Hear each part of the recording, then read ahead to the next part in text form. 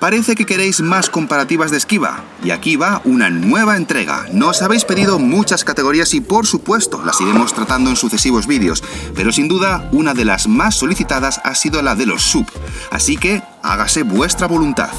La oferta SUV es muy extensa y variopinta, por lo que vamos a centrarnos en esta ocasión en los de tamaño medio, aquellos que están entre los 4,4 y 4,6 metros de longitud. Misma estructura que en el vídeo anterior, 3 grupos, un vencedor por grupo y una batalla final para decretar al campeón del segmento SUV de tamaño medio. Los contendientes os los presentamos a continuación. En el grupo A tenemos a aquellos modelos que tienen un enfoque más dinámico, más orientado al disfrute al volante. Son el Mazda CX-5, el Peugeot 3008, el Renault Arcana y el Seat Ateca.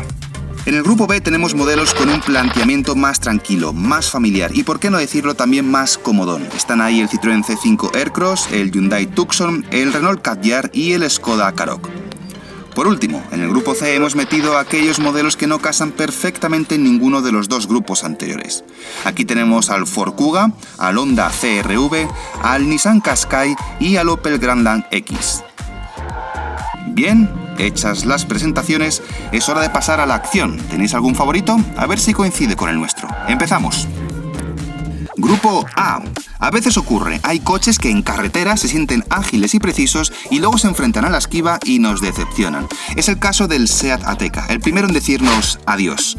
Pasó la prueba a una velocidad buena, 76 km/h, pero con una intervención exagerada del control de estabilidad que dejó el coche prácticamente parado. No, eso no nos gustó.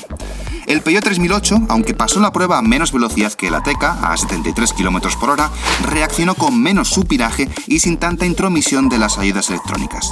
Una gran actuación, sin duda, aunque no tan espectacular como la del Peugeot 3008 previo al restyling, con el que logramos el éxito a 80 km/h. Siguiente. El Renault Arcana pasó a 77 km/h, nada mal. Es un coche con un buen tacto de conducción, de reacciones ágiles y con una dirección bien puesta a punto. Pero durante los momentos de máximo apoyo, la rueda trasera derecha se despegó del asfalto y aparecieron pequeños rebotes de carrocería, que, si bien no fueron demasiado importantes, nos han hecho descartarlo como vencedor del grupo. No pasa nada, Renault Arcana, lo hiciste muy bien, eres un coche seguro, pero otra vez será. Así que solo queda el Mazda CX-5. Superó la prueba a 77 km/h, igual que el Renault Arcana, y nos gustó la facilidad con la que se movió entre los conos, sin movimientos extraños, y la elevada sensación de seguridad que nos transmitió en todas las pasadas. Lo único que le echamos en cara es que, como en el Arcana, la rueda trasera derecha perdió el contacto con el asfalto. El balanceo de la carrocería fue notable, sí, pero al menos no hubo rebotes. Enhorabuena, Mazda CX-5, eres el elegido. Grupo B. El primer damnificado de este grupo es el Hyundai Tucson, y no porque lo hiciera mal, ni mucho menos. Sus reacciones en este ejercicio fueron buenas desde el punto de vista de la seguridad, pero la velocidad máxima a la que conseguimos superarla fue bastante baja. Además, nos resultó complicado realizar varias pasadas válidas porque el subviraje impedía colocar el coche dentro de los carriles. El siguiente en despedirse de nosotros es el Skoda Karoq, y por unos motivos parecidos a los del Tucson. Lo hizo muy bien, pero hay rivales que lo hicieron mejor. En este caso, la velocidad máxima a la que superamos la prueba fue altísima, 80 km/h, gracias a un control de estabilidad muy restrictivo que frenaba mucho el coche a cada golpe de volante.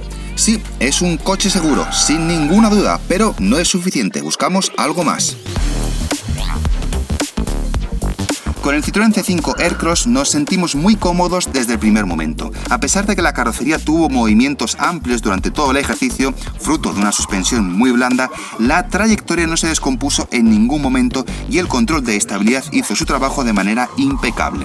Conseguimos superar la maniobra a 79 km/h, que está muy bien, pero incluso a más velocidad, la sensación de seguridad que nos transmitió fue muy elevada. El único inconveniente, los pequeños rebotes que se produjeron en algunas pasadas, sin consecuencias de cara a la seguridad. Así que muy bien Citroën C5 Aircross, pero tienes un problema que se llama Renault Kadjar. Con el Kadjar se dieron todos los ingredientes deseables a la hora de realizar la esquiva. Unas reacciones nobles y fáciles de controlar, una velocidad de entrada de nada menos que 81 km/h y unas ayudas electrónicas muy bien puestas a punto. Resultados excepcionales que adquieren aún más relevancia si tenemos en cuenta que el vehículo llevaba unos neumáticos Goodyear Vector 4 Seasons con especificaciones M+S y marcaje de copo de nieve. Es decir, unas ruedas de invierno cuya adherencia sobre el suelo seco es tan solo correcta. Enhorabuena, Renault Kadjar, eres nuestro elegido y pasas a la siguiente fase. Vamos con el grupo C y el primero que se queda fuera de juego es el Ford Kuga. Esta generación ha mejorado en muchos aspectos a su predecesora, pero dinámicamente es un coche un poco más vulgar. Sus reacciones han sido seguras y sencillas de controlar, aunque más torpes de lo que nos tienen acostumbrados la mayoría de los modelos de Ford. El subviraje, por ejemplo, fue elevado, posiblemente por los neumáticos de invierno que llevaba la unidad, y las ayudas electrónicas intervinieron de forma muy evidente. Además, la velocidad a la que superamos la prueba fue de solo 68 km/h. Ford Kuga, aquí acaba tu aventura. Hasta la próxima. El siguiente en decirnos adiós es el Honda CR-V. Completó el ejercicio con buena nota y con él pasamos a 75 km/h.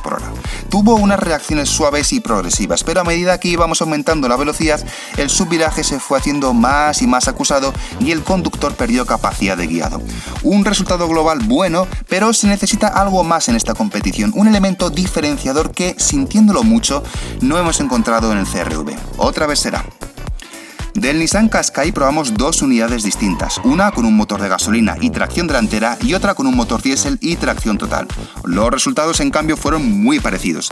En ambos casos el coche nos gustó porque tuvo movimientos suaves y fáciles de controlar y porque la sensación de gobernabilidad fue siempre alta.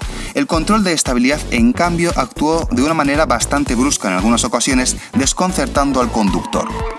No es un mal resultado, ni mucho menos, pero en este grupo hay algo mejor. Sí, efectivamente, es el Opel Grandland X, un SUV que comparte chasis con el Peugeot 3008 y con el que obtuvimos unos resultados sencillamente excelentes.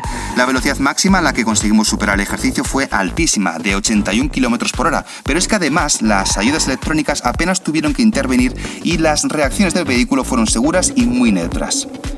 El Opel Grandland X es el vencedor del grupo C. Bien, pues ya tenemos a los tres nominados, así que solo queda proclamar al campeón del segmento de los subcompactos. Y el campeón es... un momento, Fer, ¿no tendrás por ahí un redoble de tambores para darle un poco más de suspense a esto, verdad? Mucho mejor.